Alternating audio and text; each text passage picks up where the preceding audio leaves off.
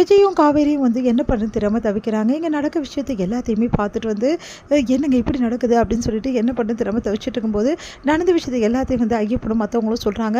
"இவ்வளோ தூரம் போகும்போது ஏன் எங்ககிட்ட சொல்லல?" அப்படின்னு சொல்லும்போது, "உங்க சித்தப்பா கிட்ட நாங்க ஆல்ரெடி சொல்லிட்டேன் சார்ன்னவங்க." சித்தப்பாவ கேட்குறாங்க, "ஏன் சித்தப்பா என்கிட்ட சொல்லன்னு?" அன்பரஸ் கூலா பதில் சொல்றாரு, "உன் பொண்டாட்டி வீட்டு பிரச்சனை தீர்க்கறதுக்கே உனக்கு சரியா இருக்குது. நான் எங்க இதெல்லாம் உன்கிட்ட சொல்லிட்டு இருக்க முடியும்?" அப்படின்னு நம்ம சொல்றாரு. "என்ன சித்தப்பா இது இவ்வளோ பெரிய இஷ்யூ ஆயிருக்கு.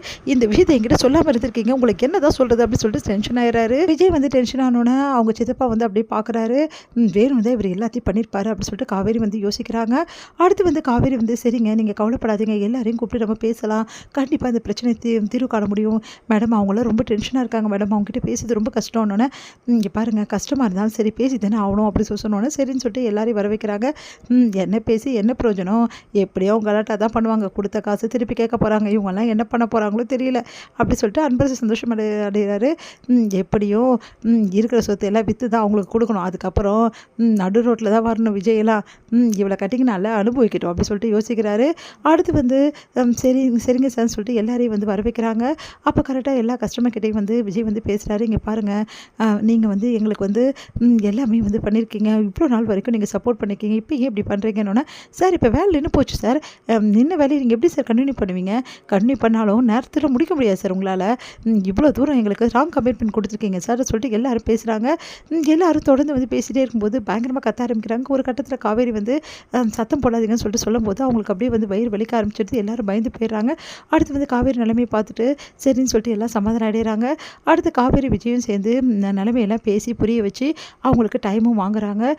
எல்லாருமே சார் இந்த டைமில் நீங்கள் பண்ணி கொடுத்தாகணும் சார், எங்களுக்கு அப்படி பண்ணி கொடுக்கலன்னா நீங்கள் எங்கள் காசை கொடுக்கணும் சார் எங்களுக்கு உறுதியாக அப்படின்னு சரின்னு சொல்லிட்டு காவேரி விஜயன்னு சொல்கிறாங்க. அடுத்து விஜய் நல்ல காலம் காவேரி, நீ பேசி சமாளிச்சா, இல்லைன்னா என்ன நடந்திருக்கும், தேங்க்ஸ் காவேரி அப்படின்றாரு. பரவாயில்லைங்க இதில் என்ன இருக்குது அப்படின்றாங்க. சொன்ன இடத்துல முடிச்சு கொடுக்க முடியுமா தெரியல காவேரி அப்படின்னு, முடிச்சு கொடுக்கலாம் நீங்கள் கவலைப்படாதீங்க அப்படின்றாங்க.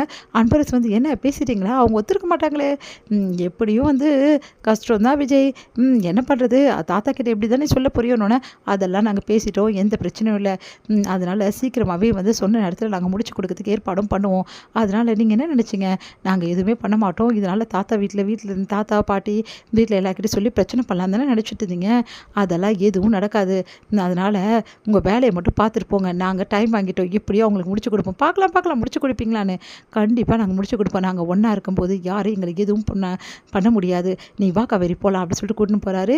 எங்கே நடந்த விஷயத்தெல்லாம் பாட்டி கேள்விப்பட்டு செம்மையாக டென்ஷன் ஆகிறாங்க. என்னடா இவ்வளோ நடந்திருக்கு, எல்லாத்துக்கும் காரணம் இவங்க வீட்டு ஆளுங்க தான்டா, அவங்க என்ன பண்ணாங்க அப்படின்றாங்க காவேரி. வேறு என்ன பண்ணாங்க, விஜய் இந்த பிரச்சனையெல்லாம் இருக்கிறதால தான் அவனை ஆஃபீஸ் வேலை கவனிக்க முடியல, ஆஃபீஸ் வேலை, அதனால தானே இவ்வளோ பிரச்சனையை அவன் அட்டன் பண்ணுறான் அப்படி சொல்லிட்டு பாட்டி அதுக்கப்புறம் ராதா எல்லாரும் பேசுகிறாங்க. அதை கேட்டு காவேரி மனசு கஷ்டப்படுறாங்க. விஜய் இங்கே பாருங்கள், அவங்களால எந்த பிரச்சனையும் இல்லை, நான் தான் கொஞ்சம் கேர்லெஸ்ஸாக இருந்துட்டேன், இதுக்கு முழுக்க காரணம் நான் தான், இன்றைக்கி காவேரி இல்லைனா நிலைமையே வேறு மாதிரி ஆயிருக்கும், எல்லா இன்வெஸ்டரும் பயங்கரமாக பிரச்சனை பண்ணியிருப்பாங்க, ஆனால் காவேரி எல்லாருக்கிட்டையும் பேசி எனக்காக இவ்வளோ தூரம் எல்லாமே நின்றுருக்கா, அந்த மாதிரி யாருமே இருக்க மாட்டாங்க, காவேரி எனக்கு ஃபுல் சப்போர்ட்டாக இருக்கிறதால தான் எந்த பிரச்சனை இருந்தாலும் என்னால் ஜெயிக்க முடியுது, சொன்னால் புரிஞ்சுக்கோங்க பாட்டி, இதுக்காக நீங்கள் காவேரியை பாராட்டணுமே தவிர அவளை நீங்கள் குறை சொல்கிறது ரொம்ப பெரிய தப்பு அப்படின்றாரு. அதை கேட்டுட்டு ஏன்டா சொல்ல மாட்டேன், இவளால் தான் பிரச்சனையே உருவாயிருக்குது, கடைசியில் இவ்வளோ வேற நான் பாராட்டணுமா, எப்படியாவது போங்க, இங்கே பாருங்கள் பாட்டி, நாங்கள் 2 பேரும் இந்த ப்ராப்ளத்தை கண்டிப்பாக சால்வ் பண்ணுவோம், நாங்கள் ஒன்றா இருந்து இதில் கண்டிப்பாக ஜெயிச்சு காட்டுவோம் அப்படின்னோடனே, சரிடா பார்த்துக்கோ அப்படி சொல்லிட்டு தாத்தாவும் சொல்கிறாரு. விஜயும் காவேரி ரூமுக்கு போகிறாங்க. இவங்க ஏன் தான் இப்படி இருக்கானோ அப்படின்னு சொல்லிட்டு யோசிக்கிறாங்க பாட்டி. அடுத்து விஜய் காவேரி கிட்ட காவேரி இதெல்லாம் நினச்சி மனசில் குழப்பிக்காத, இங்கே பாரு எப்படியும் நம்ம இந்த பிரச்சனை மீறலாம், எனக்கு ஒரு ஐடியா தோணுது அப்படின்னு. என்ன ஐடியாங்க, இல்லை நம்ம கிருஷ்ணா இருக்கார்ல, கிருஷ்ணாவா, அதான் அவனை பற்றி எதுக்குங்க பேசுகிறீங்க, இங்கே பார் அவர் சிவில் படிச்சிருக்கானா, அதனால் அவனை வேலைக்கு எடுத்துக்கினா நல்லதுன்னு நான் நினைக்கிறேன். அவனையா, என்னங்க நீங்கள் அப்படின்னு. இங்கே பாரு காவேரி, அவன் நல்லவன் தான் காவேரி, அவனுக்கு எந்த தப்புமே செய்யலை, தேவையில்லாமல் எங்கள் சித்தப்பா பண்ணி விட்ட வேலை தான், கொஞ்சம் புரிஞ்சுக்கோ காவேரி ப்ளீஸ், சொன்னால் கேளு அப்படின்னோடனே, சரிங்க உங்கள் இஷ்டம் அப்படின்னு சொல்கிறாங்க. சரி காவேரி போய் பேசுகிறேன் அப்படின்றாரு.